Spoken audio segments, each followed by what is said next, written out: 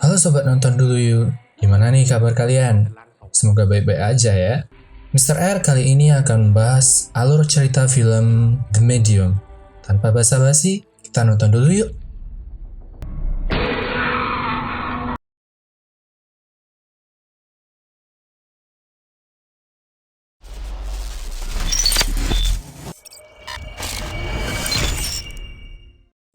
Film dimulai di suatu desa. Terdengar suara seorang wanita yang menjelaskan bahwa orang-orang di timur laut Thailand persepsi tentang dewa berbeda-beda tiap orangnya.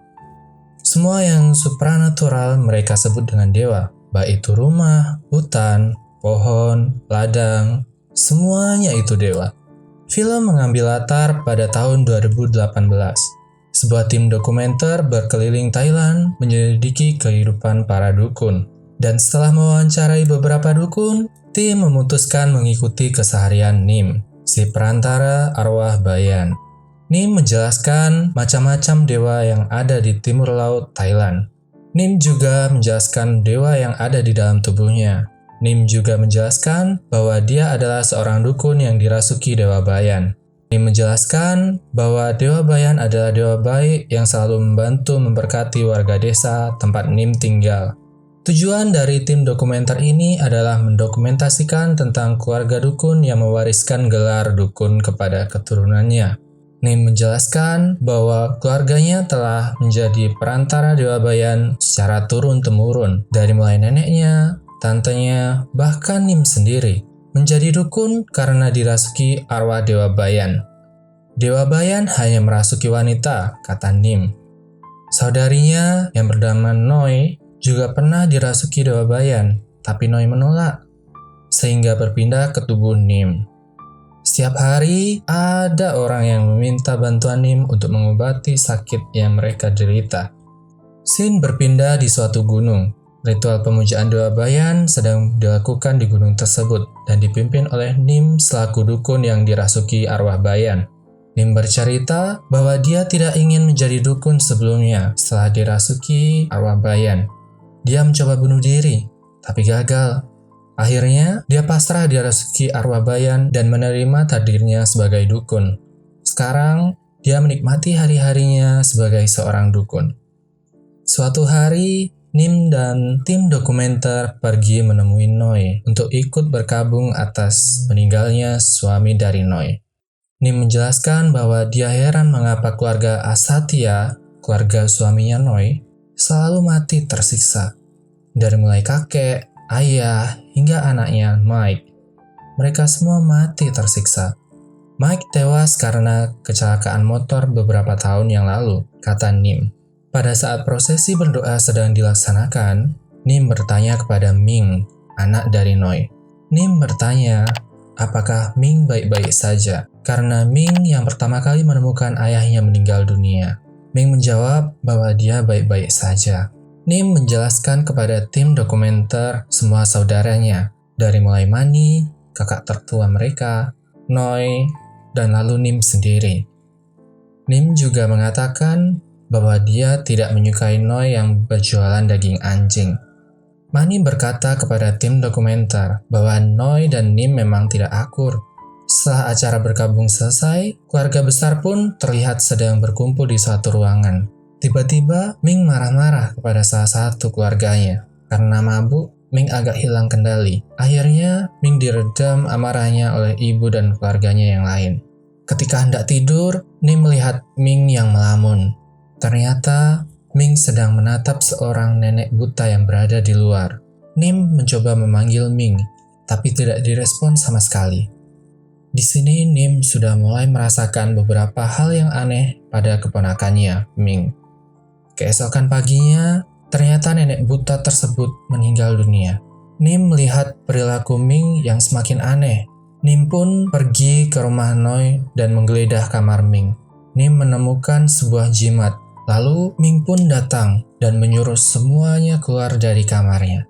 Nim menjelaskan kepada tim dokumenter tentang jimat yang berada di dalam lemari Ming tadi. Nim juga menjelaskan bahwa dia tidak tahu apa yang tengah terjadi kepada Ming. Di suatu pagi, Ming pergi bekerja dan tim dokumenter pun mengikuti Ming. Ming menjelaskan apa pekerjaannya dan kesehariannya kepada tim dokumenter.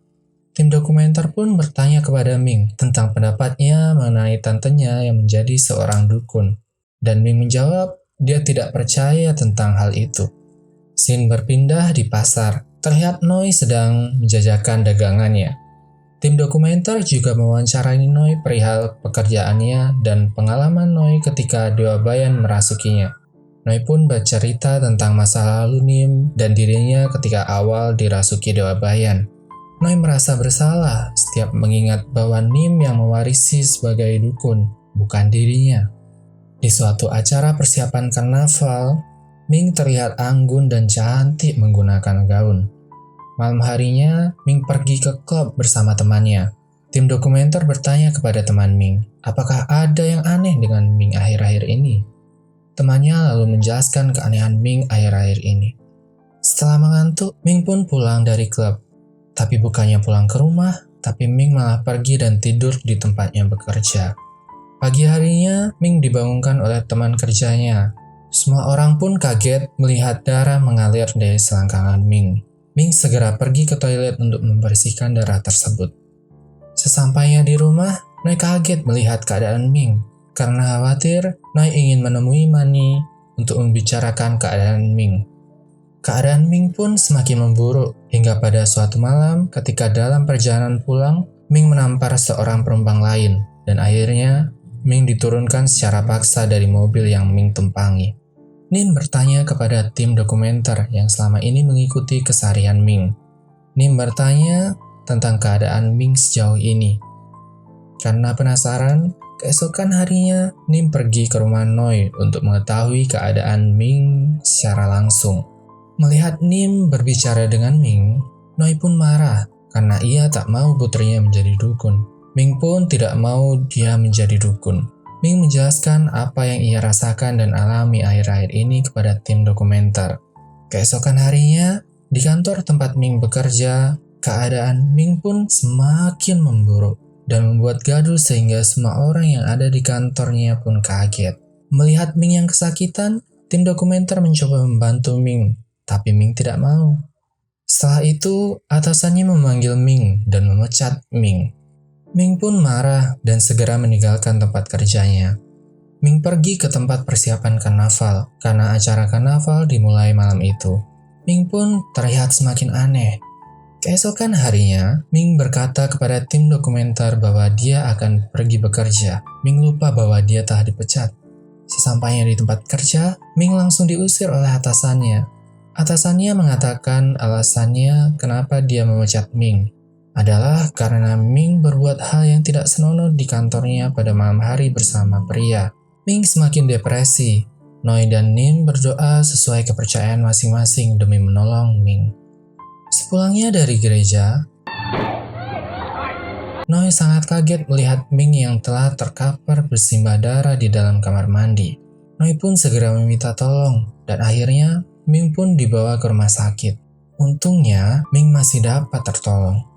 Ketika Nim datang menjenguk, Noi memohon kepada Nim untuk menolong putrinya. Noi pun menyerah dan meminta Nim memberikan ritual kepada Ming. Tetapi Nim bilang bahwa Ming tidak bisa mengikuti ritual karena bukan arwah Bayan yang merasuki Ming. Noi tidak terima, dia membantah karena gejalanya mirip dengan Nim dulu. Noi sangat memohon kepada Nim. Nim dan Mani pun pergi ke rumah Noi dan menggeledah kamar Mike. Nim pun bertanya penyebab kematian sebenarnya Mike kepada Mani. Setelah melihat foto Mike dan Ming, Nim pun sadar keterikatan antara Mike dan Ming. Mani pun akhirnya berkata jujur dan menunjukkan tempat Mike bunuh diri. Ming pun telah dibawa pulang ke rumah. Noi pun berkata kepada tim dokumenter bahwa dia akan melakukan apapun untuk menyembuhkan Ming walau tanpa bantuan Nim. Di sisi lain, Nim sedang melakukan ritual di tempat Mike bunuh diri dan meminta agar Mike jangan membawa Ming pergi. Mani, Noi, dan Ming terlihat akan pergi ke tempat ritual. Ketika ritual tengah berlangsung, Nim pun datang dan menghentikan ritual tersebut. Nim berkata bahwa terlalu berbahaya melakukan ritual saat ini, karena bisa saja arwah lain malah ikut masuk ke dalam tubuh Ming. Ketika Nim dan Noi tengah berdebat, tiba-tiba Ming merebut kamera dari tim dokumenter dan memukul Noi dengan kamera tersebut. Setelah itu,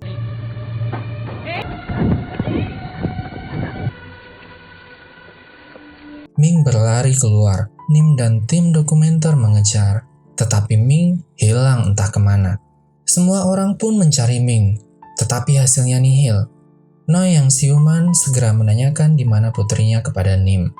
Nim berkata bahwa Ming dapat ditemukan, tetapi Noi harus menerima Dewa Bayan terlebih dahulu.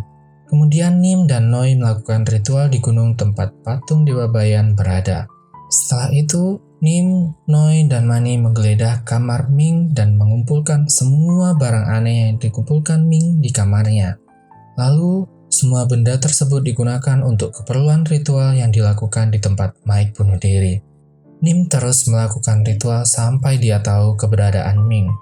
Di sisi lain, Noi dan Mani pergi ke kantor polisi karena mendapat kabar bahwa seorang sopir pernah mengantar Ming ke suatu tempat. Beberapa hari pun berlalu. Nim masih melakukan ritual, tapi Ming tak kunjung ketemu. Tim dokumenter pun membantu mencari kabar Ming kepada temannya, tapi temannya pun tidak tahu Ming berada di mana. Setelah sekian lama Nim melakukan ritual, suatu hari telur yang ia pecahkan berwarna hitam gelap. Akhirnya, Nim mengetahui di mana Ming berada dan bergegas pergi menjemput Ming bersama tim dokumenter. Setibanya di suatu hutan, Nim pun berlari masuk ke dalam hutan. Ternyata, di balik hutan itu terdapat sebuah gedung tua yang sudah tak berpenghuni.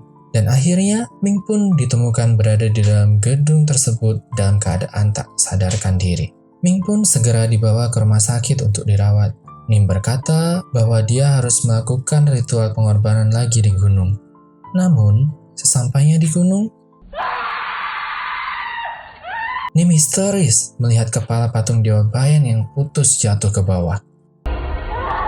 Ming telah dibawa pulang ke rumah. Nim datang menjenguk, lalu Nim bertanya kepada Ming, "Siapa kau?" Ming tertawa dan berkata bahwa dirinya adalah Dewa Bayan. Nim tidak percaya dan bertanya sekali lagi. Tapi Ming menyuruhnya untuk menebak.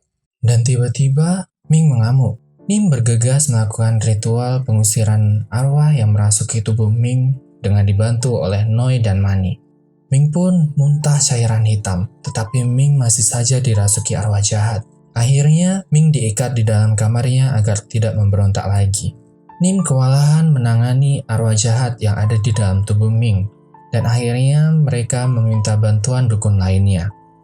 Ming dibawa ke tempat seorang dukun, kita sebut saja Mbah Joyo. Setelah selesai memeriksa Ming, Mbah Joyo berkata bahwa ada banyak arwah jahat yang merasuki Ming.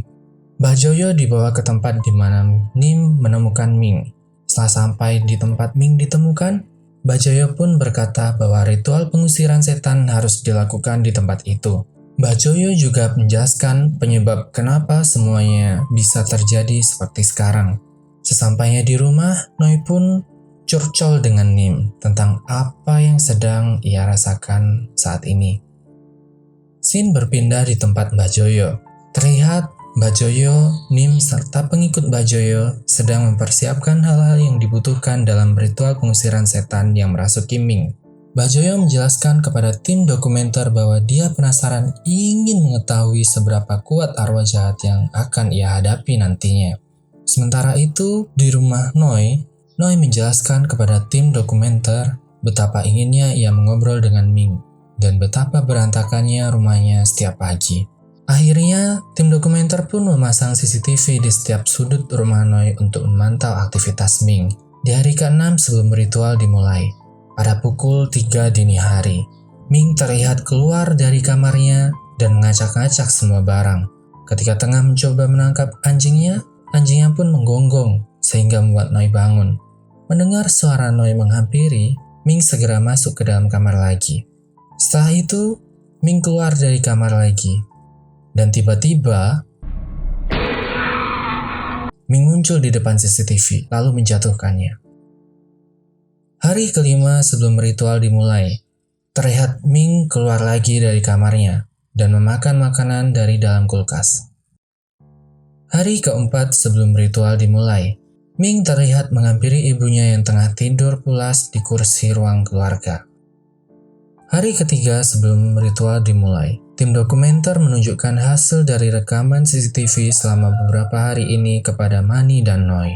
Manny kaget melihat rekaman tersebut dan mengatakan, "Bagaimana kau bisa hidup bersama orang segila ini?" Noi menjawab, "Pergilah jika mau. Aku ingin tinggal bersama putriku."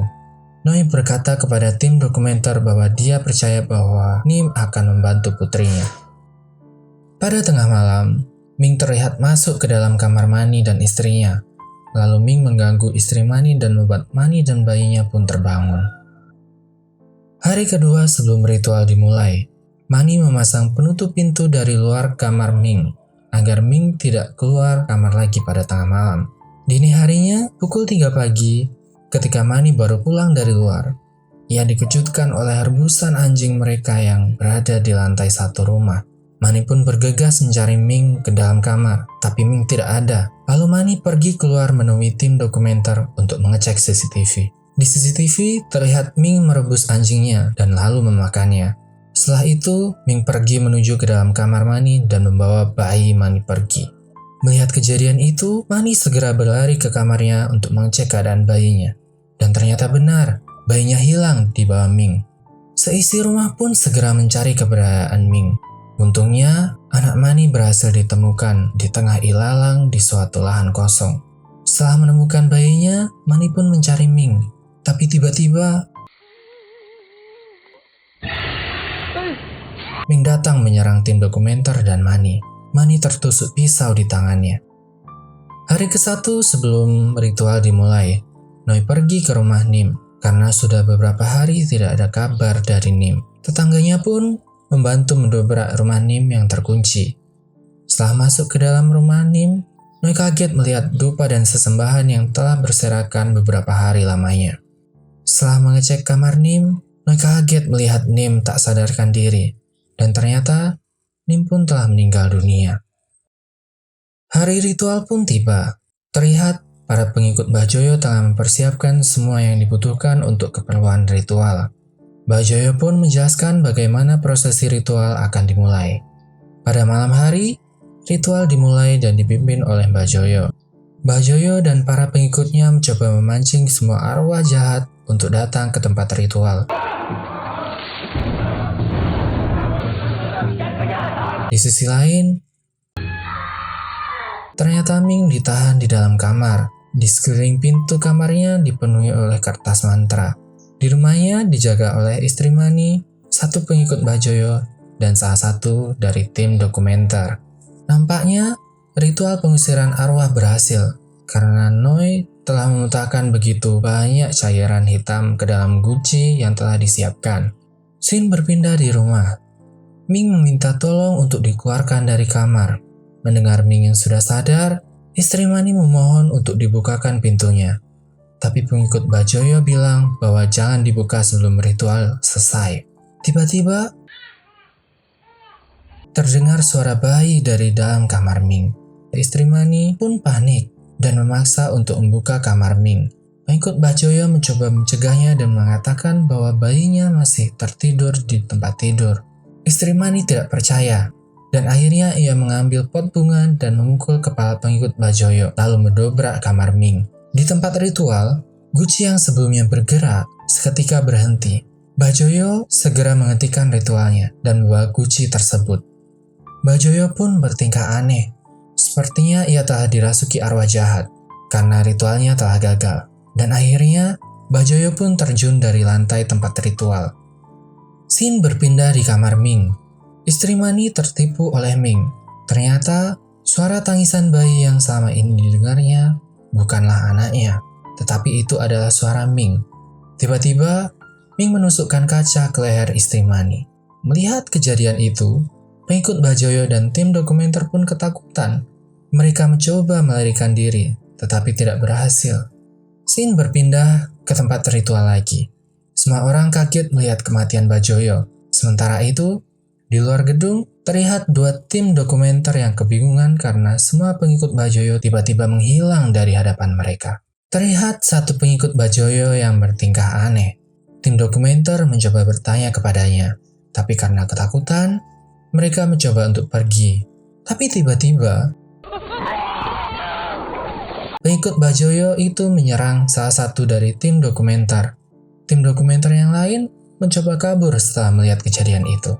Sementara itu, di rumah Noi, terlihat Ming sedang memakan anak mani. Melihat kejadian itu, tim dokumenter pun ketakutan dan masuk lagi ke dalam ruangan. Tapi akhirnya, semua orang yang berada di rumah Noi pun meninggal. Shin berpindah ke tempat ritual.